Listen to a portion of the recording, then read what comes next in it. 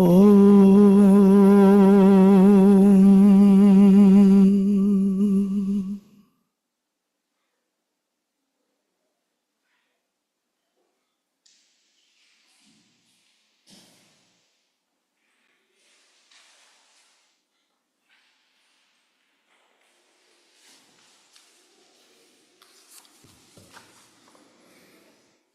Good morning and welcome. My name is Lee, and this morning we're going to explore the wisdom of Buddhist traditions while honoring our Unitarian Universalist principles of compassion, spiritual growth, and respect for the independent web of existence. Whether you are curious about Buddhist practices, identify as Buddhist, or simply seek a contemplative community this morning, you are welcome here. Today's service is offered by two of our small group ministry groups here at USNH. One is Buddhist Meditation and Practice in the West, and the other is Buddhist Cinema. I personally wish to express my gratitude for those participating in the service and for all of those who assisted us with planning the many details. To learn more about small group ministry at USNH, look on the website, or please ask one of us or email smallgroup@usnh.org.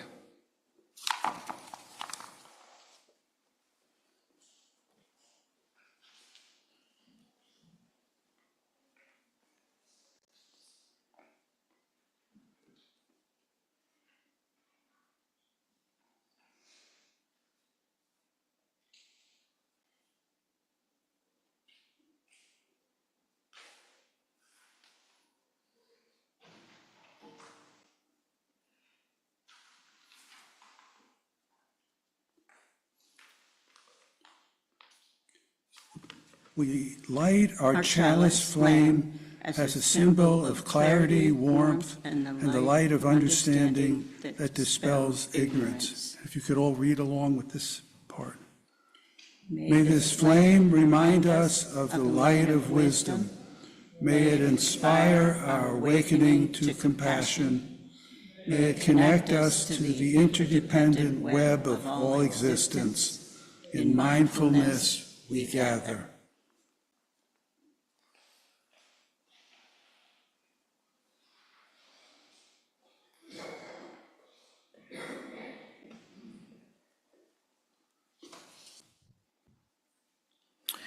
When we were thinking about this service, I thought, and some others thought, maybe we should say a word or two about what is Buddhism. And then I thought, how audacious is that? That's intimidating. There are entire virtual as well as digital libraries devoted to such a thing. How could I even possibly say, what is Buddhism in a sentence or two or three, or maybe four? It's just not possible, but I'll give it a go. So bear with me. Buddhism is a spiritual tradition that began over 2,500 years ago with Siddhartha, who became known as the Buddha, meaning the awakened one. He was born as a prince in what is now Nepal. He left his privileged life to seek understanding of human suffering and the path to liberation from that suffering. Buddhism doesn't center on worshiping a deity. Buddhism is focused on understanding the nature of reality and achieving inner peace through wisdom, ethical conduct, and mental cultivation. Buddhism has evolved into various schools, including Theravada, Mahayana, and Vajrayana, each with distinctive practices as well as geographic origins.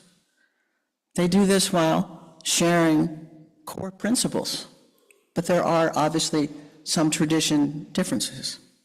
With over 500 million followers worldwide, Buddhism continues to offer relevant insights for our modern life. Many people, regardless of religious background, find value in Buddhist practices like mindfulness meditation, which has been scientifically shown to reduce stress and improve well-being. At its heart, though, Buddhism is about understanding the mind, reducing suffering, and cultivating wisdom and compassion, goals that remain as relevant today as they were 2,500 years ago.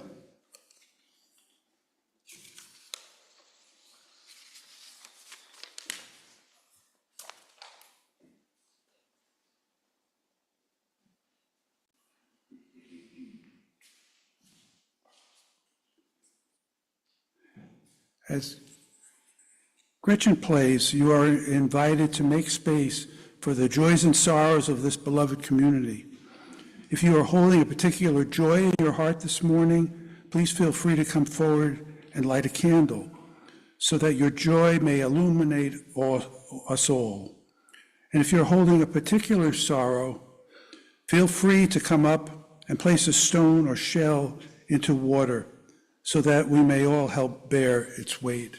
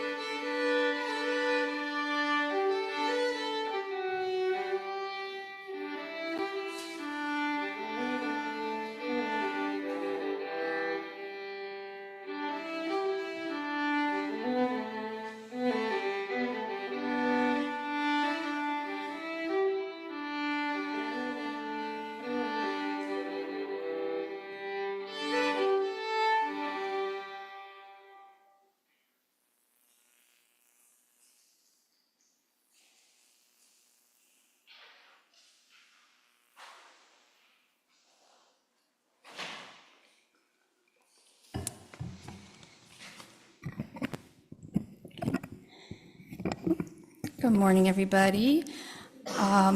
So I'm going to lead you in a metta meditation practice. So metta, or loving kindness meditation, is a Buddhist practice for cultivating compassion towards ourselves and others. In the practice, you start by sending kind thoughts and intentions to yourself. Then you progressively expand outward towards people you love and care about, very easy, neutral people, then difficult people, and then you kind of expand it to all sentient beings. And it's an acknowledgement that no matter our differences, all humans want the same things: happiness, safety, fulfillment. So find kind of a comfortable position where you are right now. Allow your body to feel at ease and supported by the surfaces beneath you. Allow your eyes to gently close, or if you're more comfortable, you can just soften your gaze downward. Kind of begin to connect with your breath, focusing on the inhale and the exhale until your breath finds a natural flow. So we begin by offering loving kindness to ourselves.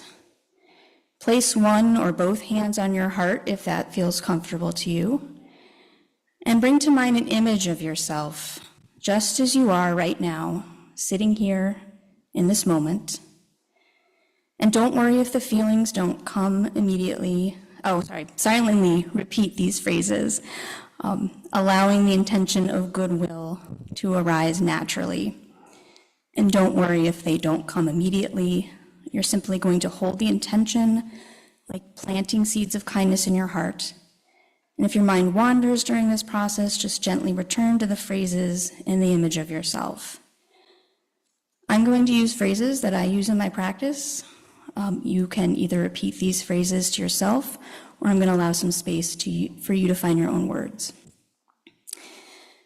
May I be happy. May I be free from suffering. May I find peace and joy.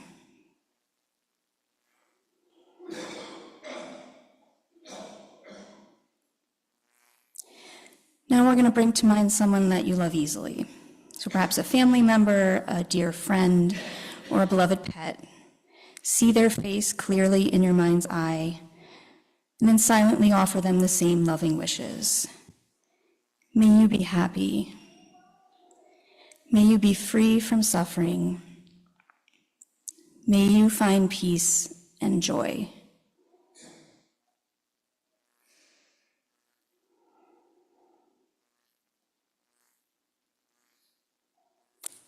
Now bring to mind somebody neutral, maybe somebody you saw today but know very well, a cashier in the store you went to, a neighbor, just someone you passed on the street. And remember that this person, like you, wants to be happy and free from suffering. So we're silently going to extend the same loving wishes to them. May you be happy. May you be free from suffering. May you find peace and joy.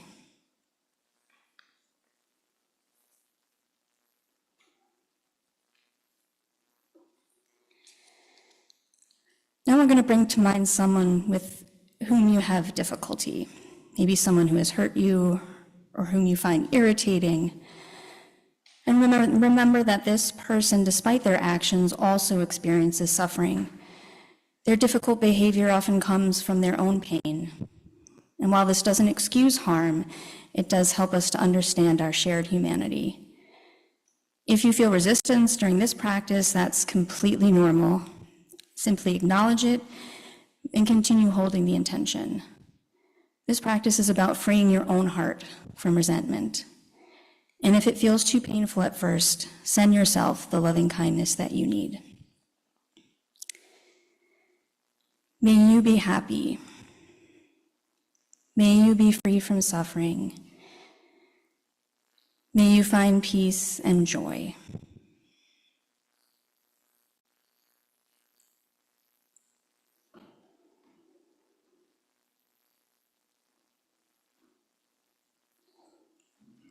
And finally, we're going to expand this further to include our neighborhood, our city, our country. We're going to kindly extend these wishes to all beings everywhere, people, animals, all sentient beings. May all beings be happy. May all beings be free from suffering. May all beings find peace and joy.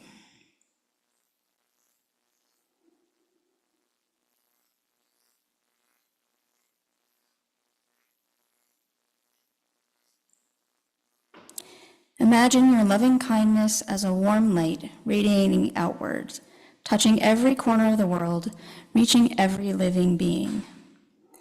Know that this loving kindness lives within you always. You can return to these phrases anytime you need to reconnect with compassion for yourself or others. When you're ready, gently open your eyes and return your attention to the room, carrying this loving kindness with you into your day.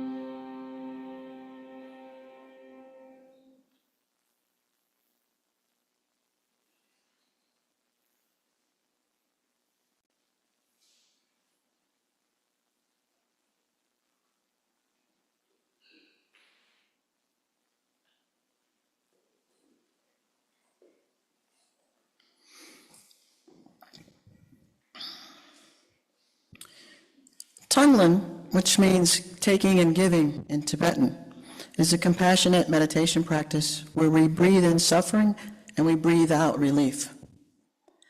Sometimes in my practice, I like to visualize this breathing in and out as breathing in dark smoke for the suffering and breathing out white smoke for the relief. You don't have to use the visualizations, but I offer that as an option if you find it helpful.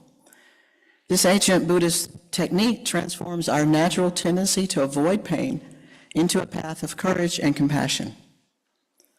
So getting started, get comfortable where you're seated, your spine naturally upright. Close your eyes or soften your gaze downward. Take several deep breaths, allowing your body to relax with each exhale. Notice any tension and let it release. Begin to establish a natural breathing rhythm. On the in-breath, we'll work with taking in suffering. And on the out-breath, we'll practice sending out relief, peace, or whatever feels healing. Don't force the breath. Let it flow naturally. Bring to mind something in your own life that's causing you difficulty. Perhaps anxiety, sadness, physical pain, challenging relationship. It's important not to analyze it. Just let it be. Acknowledge its presence. Now on your in-breath, breathe directly into the suffering. Imagine breathing into your heart space, not to make it worse, but to meet it with courage and openness. On your out-breath, send yourself whatever you need: peace, comfort, strength, love, or simply spaciousness around the pain. Visualize this relief flowing out with your breath.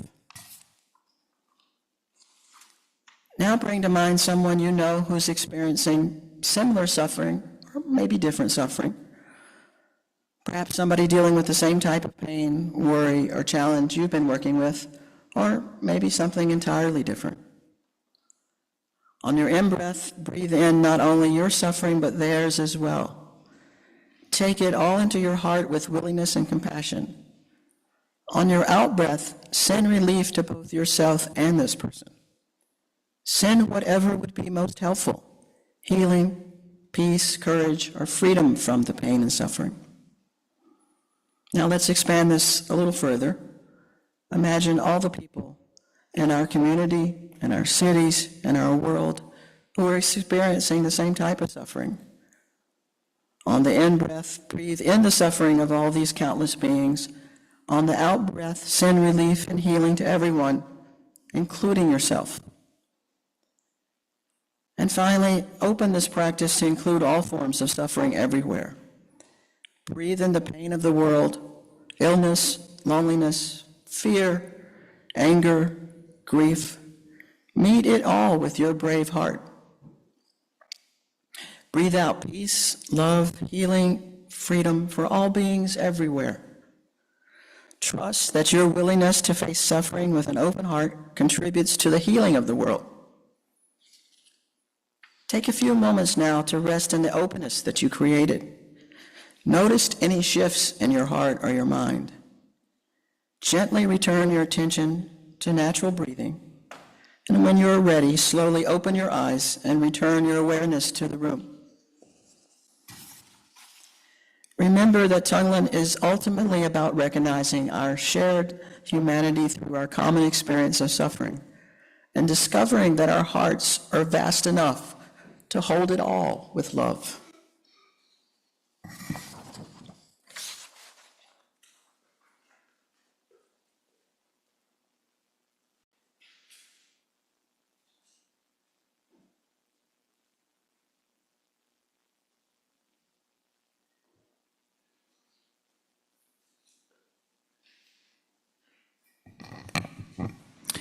I've had this poem taped to my bathroom mirror for, I don't even remember when I first saw it, but it's been taped up there at least 10 years.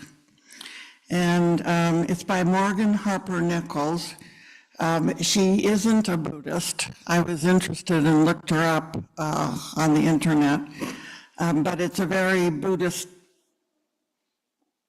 supporting poem. So let me begin. Let July be July, and let August be August, and let yourself just be, even in the uncertainty. You don't have to fix everything. You don't have to solve everything. And you can still find peace and grow in the wild of changing things.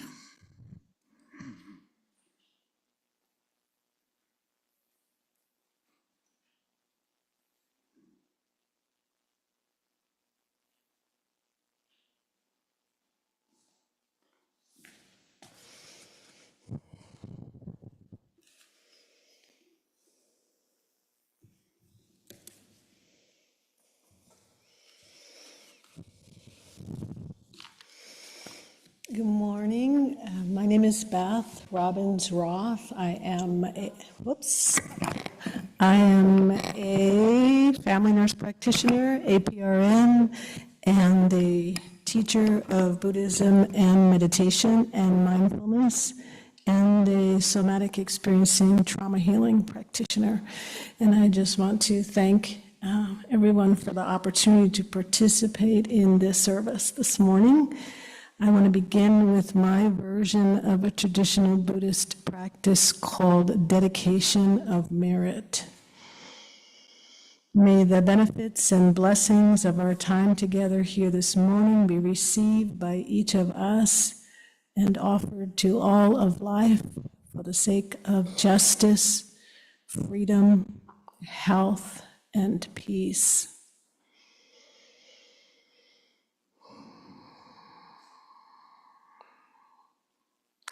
So I'm speaking this morning about a universal human quality called compassion, which is also an essential principle of Buddhism.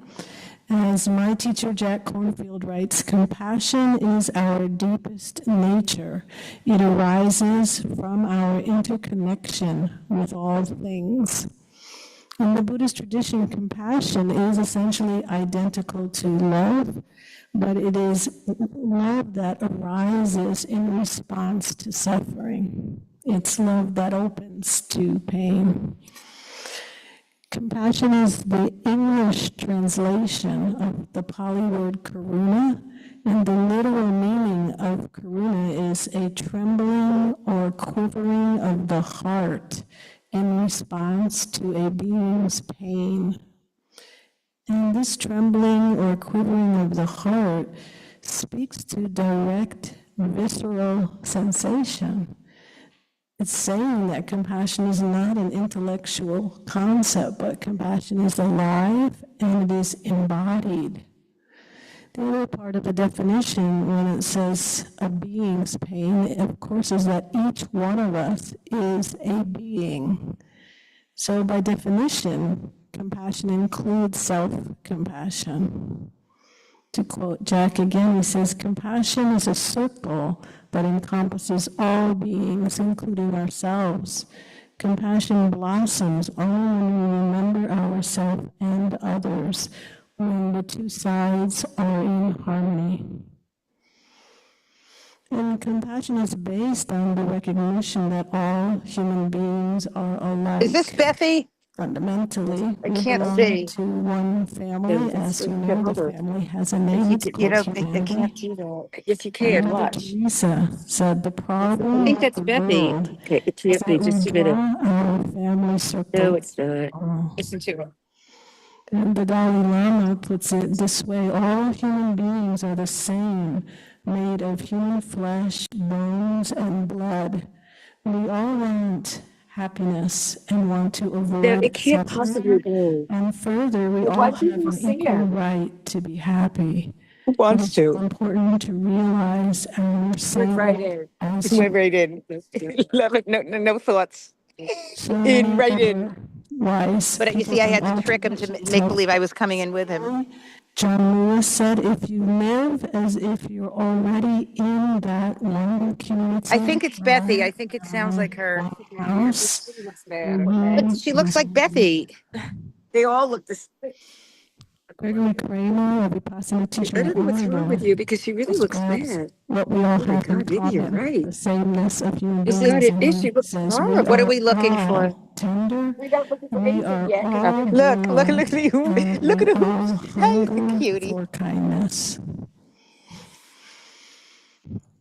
As we know, compassion is based on empathy, and empathy knows that regardless of personal circumstances, the joy that I feel is just like the joy that every or any other human being feels. And likewise, the sorrow that I feel is just like the sorrow that every other human being feels. Empathy, or the ability to recognize and to some degree actually feel or experience the joy and pain of another, is dependent on knowing these emotions in oneself. The ability to meet our own pain with love will directly determine our capacity to extend compassion to others. In the words of Pema Chodron, she says, our own painful experiences, losses, resentment, anger, jealousy, sorrow, greed, are our greatest resource for compassion practice. If you can know it in yourself, you can know it in everyone. This practice cuts through culture, economic status, intelligence, race, religion. People everywhere feel pain, jealousy, anger, being left out, feeling lonely. Everybody feels that just like you feel it. The storylines vary, but the underlying feeling is the same for all of us. Joseph Goldstein, in his book One Dharma, which was published in 2003, he wrote, love and compassion grow when we see that there are really no viable alternatives. I was struck by that sentence. I think it tapped into a very naive hopefulness in me. I somehow imagined that widespread love and compassion were just around the corner. The world was just about to realize that there really are no viable alternatives. It's 22 years later. I'm still moved by that sentence of Joseph's. But it also seems that our country and our world are moving further and further away from the wake-up call that there really are no viable alternatives to love and compassion. Webster's dictionary says that pity is a synonym for compassion. The Buddha made a clear distinction between compassion and pity. The Buddha called pity the, quote, near enemy of compassion, meaning that pity can sometimes be mistaken for compassion. People can knowingly or unknowingly masquerade pity as compassion, yet any conscious being on the receiving end of pity will feel the difference. Pity is based on separation and aversion. As Stephen Levine said, when you meet someone's pain with fear, you feel pity. When you meet someone's pain with love, you feel compassion. And this includes meeting one's own pain with fear, which creates self-pity, a type of alienation or disconnection from oneself. The Buddha taught another possible response to pain or suffering, which he called the far enemy of compassion, and he named cruelty. Cruelty is so different from compassion that we easily recognize it when it's out there in the world. However, we may fail to recognize cruelty when it's inside, in here, in us. Many of us direct towards ourselves such a constant stream of critical statements, negative opinions, and harsh judgments that it flies mostly under the radar, barely noticed, or perhaps mistaken for normal or even helpful. This too is cruelty. It may be subliminal, but it is powerful and damaging. And cruelty towards oneself adds more cruelty to a world in desperate need of compassion and healing. Self-compassion is an offering of grace and mercy to ourselves. Jack Kornfield says, without this mercy, we will live our own life in exile. I think what he means by living your own life in exile is if you've put yourself out of your own heart, you're living in exile. The Buddha once asked a student, if a person is struck by an arrow, is it painful? The student replied, it is. The Buddha then asked, if the person is struck by a second arrow, is that even more painful? And the student replied again, it is. The Buddha then explained, in life, we cannot always control the first arrow. However, the second arrow is our reaction to the first, and with the second arrow comes the possibility of choice. Our suffering, whatever the cause, is the first arrow that pierces our heart with pain. If our reaction to our own pain contains aversion such as criticism or shame, we are piercing our heart with a second arrow, greatly increasing our suffering. The Buddha also said that human existence contains 10,000 joys and 10,000 sorrows, and that the willingness and over time skillfulness with which we're able to open to our own pain will influence our capacity to experience our own joy. A habit of denying our suffering or being unwilling or unable to feel our pain will shut us down to our joy, or the joy that is available around us for us. The extent to which we are unable to open to our sorrow is the extent that we will be unable to fully experience joy and happiness. The heart that contracts in defense against pain can't open to the vastness of love. And compassion rests on connection and belonging. Joanna Macy, our beloved elder and leader in the international movement of socially engaged Buddhism, who, as you know, died last month at age 96, eloquently challenged the conception of the self as separate from others. She wrote, "The way we define and delimit the self is arbitrary. We can place it between our ears and have it looking out from our eyes, or we can widen it to include the air we breathe, or at other moments we can cast its boundaries farther to include the oxygen given trees and plankton, our external lungs, and beyond them to the web of life in which they are sustained." So compassion sees this web of life and says we all belong to it.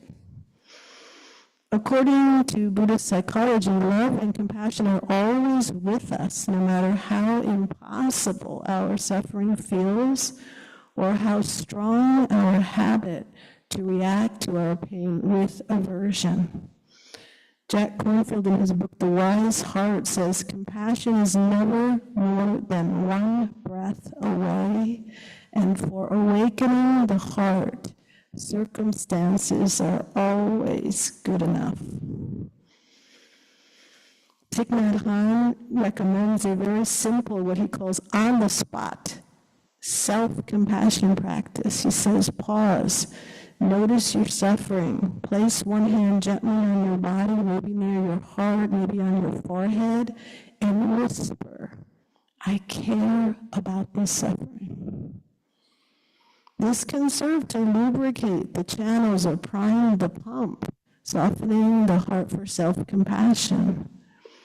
Pema Chodron, in a practice she calls compassionate abiding, teaches when we notice suffering in ourselves, we stop, we pause, we inhale slowly and deeply, more fully recognizing what's present. We name our suffering. Ah, this is fear. Oh, here is sadness. Or I see it's physical pain. Then we exhale slowly and deeply, giving more time and space to the suffering, allowing for even a little bit of compassion to arise. All of this that I'm speaking about is often called the yes of compassion, opening the heart to pain, the yes of compassion. In meeting pain with love, we are saying yes to suffering, yes to loneliness and fear, to jealousy and greed, to anger, rage, outrage. But this yes of compassion is not about liking or approving suffering. It's simply acknowledging and naming what is true in the moment, helping us to courageously begin to meet pain with love. My teacher Jack says there's also a no in compassion, said with the same courage of heart. It is no to abuse, no to racism, no to violence, both personal and worldwide. The important thing is this no is said not out of hate, but out of an unwavering care. And Buddhists call this no the fierce sword of compassion. This fierce sword of compassion can be a guide, a protection. We are currently called upon to respond to injustice, inequality, dehumanization, dishonesty and gaslighting, hatred, discrimination and oppression, cruelty and violence here in our own country and all around the world. As we know, hatred disfigures the human spirit, and speech and actions arising from hatred proliferate the suffering of people, animals, and the planet. Gandhi said, "Those who say that spirituality has nothing to do with politics do not know what spirituality really means." And Martin Luther King spoke directly to this challenge when he said, as you press for justice, be sure to move with dignity and discipline, using only the instruments of love. It's in the same spirit that Bell Hooks wrote, cultivating the mind of love is crucial. When love is the ground of our being, a love ethic shapes our participation in politics. To work for peace and justice, we begin with the individual practice of love, because it is there that we can experience firsthand love's transformative power. It's often said that love in the human heart is like a seed. It's the seed from which compassionate action in the world grows.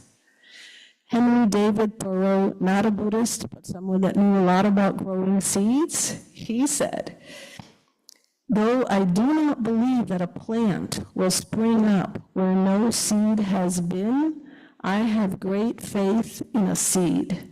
Convince me that you have a seed there, and I am prepared to expect wonders." So miracles and wonders, of course, we all know, come about not from individuals working in isolation, but through collective effort. Joanna Macy reminds us connecting and working with others is very important for a sense of adequacy and resilience, because we face a time of such great challenge that demands of us more commitment, endurance, and courage than we could possibly dredge up out of our own individual supply. So every culture and tradition understands the importance of seeing one another with love, of recognizing that we all belong to one another. in one of my favorite teaching stories from my Jewish tradition, an old Hasidic rabbi who's running a school, educating his pupils. He asks his pupils how they could tell when night had ended and day begun. It's really important to know this because there's certain prayers that have to be said right at daybreak. So the students tried to answer this question. Is it proposed to one student when you can see an animal in the distance and tell whether it is a sheep or a dog? No, answered the rabbi. Is it when you can clearly see the lines in the palm of your own hand? Asked another student. No, said the rabbi. Is it when you can look at a tree in the distance and tell if it is a fig or a pear tree? No, answered the rabbi. Then what is it, the pupils demanded? Tell us. And the rabbi explained, it is when you can look upon the face of any man or woman and see that they are your brother or sister, for until then you are living in darkness. So when compassion is practiced, it brings us back to connection, to belonging. It doesn't have to be perfect. It doesn't even have to be called compassion. It doesn't have to be called love. It can be called care or caring. In this spirit of connection and love and solidarity with all beings through these very difficult times, I want to end by introducing traditional Buddhist compassion phrases. So just to let them float in the air around you. I care about this suffering. I care deeply about this suffering. May I and all beings be filled with compassion, held in compassion. May I and all beings be protected and supported by love and compassion. May our pain and sorrow be eased. May our hearts grow peaceful. If anyone here, like me, sometimes feels that may my heart grow peaceful or may our hearts grow peaceful seems like a long way away, or how's that really going to happen? You can do my little trick. I say, may our hearts grow peaceful somehow. So thank you for your attention. We now have 2 minutes for silent reflection, and then I'll ring the bell.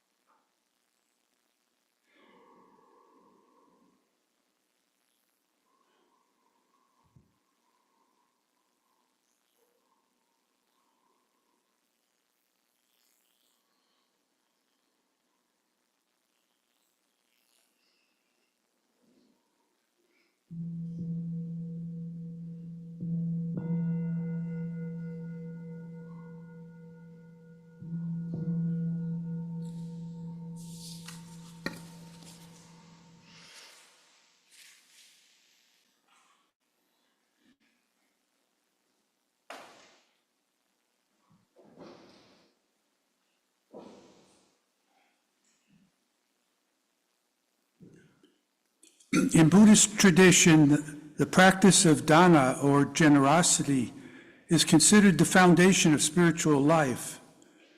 As we collect today's offering, we practice generosity as a way of letting go and supporting our shared community.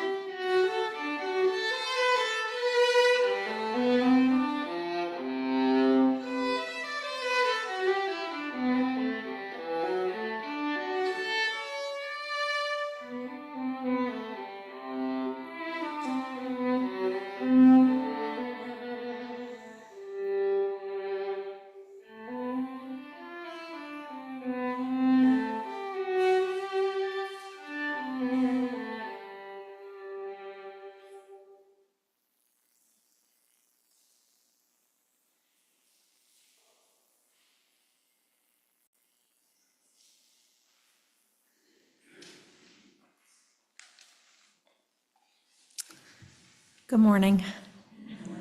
I'm Mary, and I just want to say that I am filled with so much gratitude for you, my spiritual family, the support that my family and I received while my younger daughter was in the hospital. So thank you.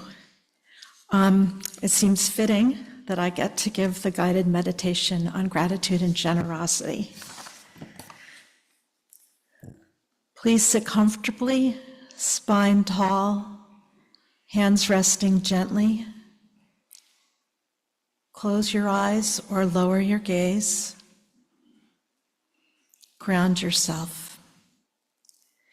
Notice your breath as it flows in and out naturally.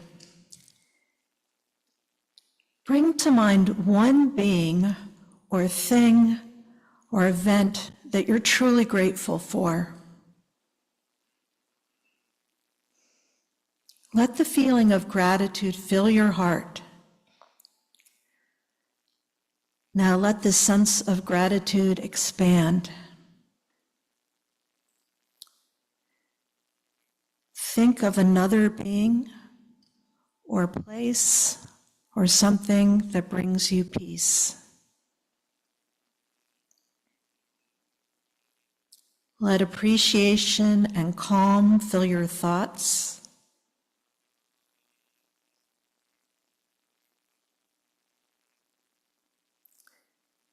Now shift your focus gently to generosity.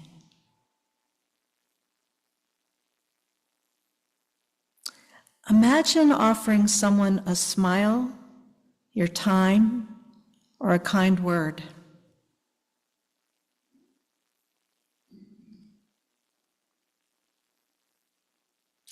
Note the joy you feel as you give. Notice how good it feels to offer kindness from a full heart.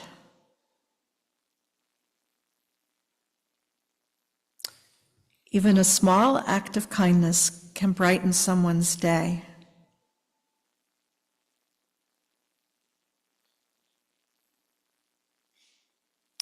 Gradually bring your attention back to the room. Begin to move your fingers, your toes.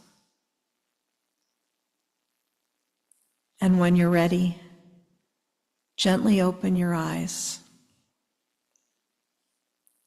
Carry this sense of gratitude and generosity with you into your day.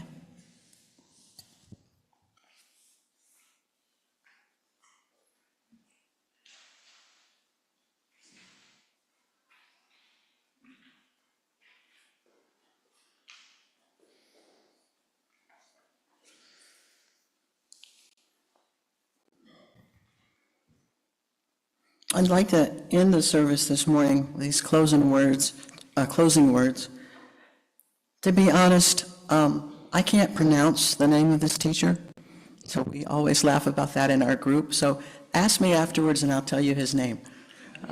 But he is a Tibetan Lama, and he's certainly become one of my favorites, particularly in the past year. This little piece that he wrote is called The Key Point of the Entire Path. I actually think that he meant the key point of the entire Buddhist path. I actually think we could just shorten this to the key. All that we are looking for in life, all the happiness, contentment, and peace of mind is right here in the present moment. Our own very awareness is itself fundamentally pure and good. The only problem is that we get so caught up in the ups and downs of life that we don't take the time to pause and notice what we already have. Don't forget to make space in your life to recognize the richness of your basic nature, to see the purity of your being and let its innate qualities of love, compassion, and wisdom naturally emerge. Nurture this recognition as you would a small seedling. Allow it to grow and flourish. Keep this teaching in your heart. Wherever you are, whatever you're doing, pause from time to time and relax your mind. You don't have to change anything about your experience. You can let the thoughts and feelings come and go freely and leave your senses wide open. Make friends with your experience and see if you can notice the spacious awareness that is with you all of the time. Everything you ever wanted is right here in this present moment of awareness.